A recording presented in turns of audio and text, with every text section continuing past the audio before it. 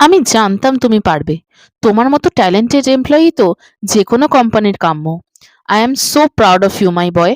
গত 6 বছরে তুমি কোম্পানির জন্য যা করেছো সত্যি অতুলনীয়। আমার কোম্পানির জন্য করেছো বলে বলছি না, ব্যক্তিগতভাবেও আমি তোমাকে ভীষণই পছন্দ করি শ্রাবণ। সর্বগুণ ব্যক্তিত্ব সম্পন্ন ছেলে তুমি। খুশি হয়ে বললেন শশাঙ্কবাবু। শ্রাবণ: অনেক ধন্যবাদ স্যার। যতটুকু কাজ শিখেছি সব আপনার জন্য। নিজের হাতে আপনি আমাকে কাজ শিখিয়েছেন। ওদের মেলে রিপ্লাইটা তাহলে এখনই করে দিই? শশাঙ্কবাবু: একদম। তুমি নিজের মতো ওদেরকে মেল করে দাও। I trust you. Shraban: thank you sir. Hello everyone, welcome to my channel adventure of stories. শুরু করলাম আজও ভালোবাসি, ডিস্টেন্স অফ লাভ গল্পটির এপিসোড 5। শুনতে থাকো। শশাঙ্কবাবুর সাথে কথা বলে আর এন্টারপ্রাইজকে মেল করে দিল শ্রাবণ। ল্যাপটপটা বন্ধ করে ফোনটা হাতে নিয়ে ভিডিও কল করলো মেঘলাকে। শ্রাবণের জন্য কেনা পাঞ্জাবিটা হাতে নিয়ে দেখছে মেঘলা। তখনই ফোনে ভিডিও কল রিকোয়েস্ট আসলো। কলটা রিসিভ করেই শ্রাবণের হাসি মুখটা দেখতে পেল মেঘলা। একটা গুড নিউজ আছে, বলল শ্রাবণ। মেঘলা: কনগ্রাচুলেশনস ডিলটা পাওয়ার জন্য। শ্রাবণ: তো তুমি কি করে জানলে? মেঘলা: তোমার মুখের হাসিটাই বলে দিচ্ছে যে তুমি কতটা খুশি। এই মুহূর্তে তোমাকে সবচেয়ে বেশি আনন্দ দিতে পারে আর এন্টারপ্রাইজের ডিল, তাই কেস করলাম। বাহ, বেশ বুদ্ধি আছে তো তোমার। ডিলটা আমরা পেয়েছি, এই আনন্দ সবার প্রথম তোমার সাথে ভাগ করে নিলাম, বলল শ্রাবণ। মেঘলা: শুধু আনন্দ কেন, তুমি তোমার সুখ দুঃখ কষ্ট সব আমার সাথে ভাগ করতে পারো। সব পরিস্থিতিতে আমি তোমার সাথে থাকবো। কবে যেতে হবে তোমায়? শ্রাবণ: সম্ভবত পুজোর পর। ডেটটা এখনো ঠিক হয়নি। কিছুক্ষণ কথা বলে ফোন রেখে ঘুমিয়ে পড়ল মেঘলা। আজ মহালয়া। ভোর 4টের সময় উঠে স্নান করে অরূপবাবু সুপর্ণা দেবীর সাথে মহালয়া শুনছে মেঘলা।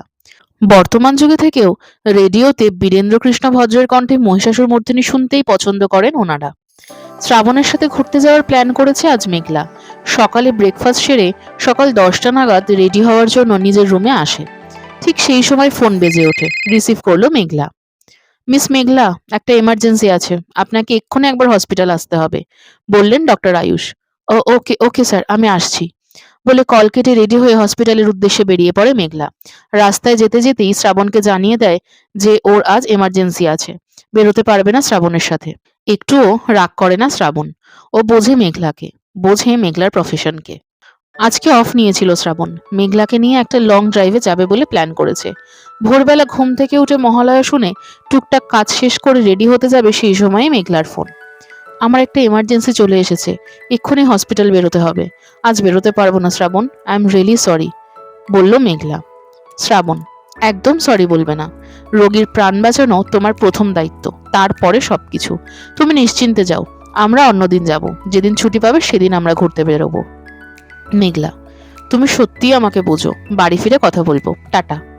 কল কেটে শ্রাবণ রেডি হয়ে নিল। মেঘলার সাথে যখন আর বেরোনো হবেই না, তখন একটু ওর বন্ধুদের সাথেই দেখা করে আসুক। বাইক নিয়ে বেরিয়ে গেল শ্রাবণ। বিকেল 5টা নাগাদ ক্লান্ত শরীরে বাড়ি ফিরল মেঘলা।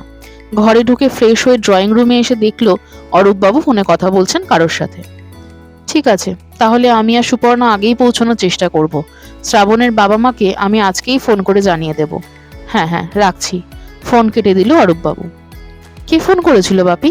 জিজ্ঞেস করলো মেঘলা। অরূপবাবু: গ্রামের বাড়িতে এবার পুজোয় যেতে বলেছে মা, মানে তোর ঠাকুমা। শ্রাবণ আর ওর ফ্যামিলিকেও নিয়ে যেতে বলেছে। এবছরের পুজোটা সবাই একসাথে গ্রামের বাড়িতেই কাটাবো। মেঘলা: ওয়াও, দারুণ মজা হবে বাপি। ঠাম্মির কথা খুব মনে পড়ে। কাল হসপিটাল গিয়ে এই পুজোর ছুটির জন্য অ্যাপ্লাই করে দেবো। সুপর্ণা দেবী ফোন করলেন মিতা দেবীকে। গ্রামের পুজোতে যাওয়ার জন্য আমন্ত্রণ জানালেন। অরূপবাবু নিমন্ত্রণ করলেন অজয়বাবুকে সপরিবারে ওনাদের গ্রামের বাড়িতে যাওয়ার জন্য।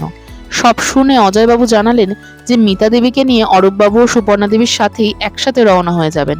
আলোচনা করে ঠিক করা হলো যে 3 দিন পর গ্রামের বাড়িতে যাবেন ওনারা। শ্রাবণ ও মেঘলা ষষ্ঠীর দিন ডিউটি করে দুজনে মিলে চলে যাবে। 2 দিন পর। কাল তো আমাদের মা বাবারা গ্রামের বাড়িতে চলে যাচ্ছেন। আমার খুব এক্সাইটেড লাগছে জানো, এই প্রথম গ্রামের পুজো দেখবো আমি, বলল শ্রাবণ। মেঘলা: আমারও ভীষণ ভালো লাগছে। কতদিন পর পুরো পরিবারের সাথে দেখা হবে, খুব মিস করি সবাইকে। শ্রাবণ: ভালোই জামাই আদর পাবো মনে হচ্ছে। এইভাবে শ্রাবণ ও মেঘলা প্রেম খুনসুটি করে রাতটা কাটিয়ে দিল। পরের দিন সকালে অজয়বাবু, মিতা দেবী, অরূপবাবু ও সুপর্ণা দেবী 4জন রওনা হলেন ধুবরাজপুর গ্রামের উদ্দেশ্যে। গল্পের প্রতিটি পর্ব তোমরা আমার এই ইউটিউব চ্যানেলে পেয়ে যাবে, তাই চ্যানেলটাকে সাবস্ক্রাইব করে বেল আইকনটা ক্লিক করে দিও।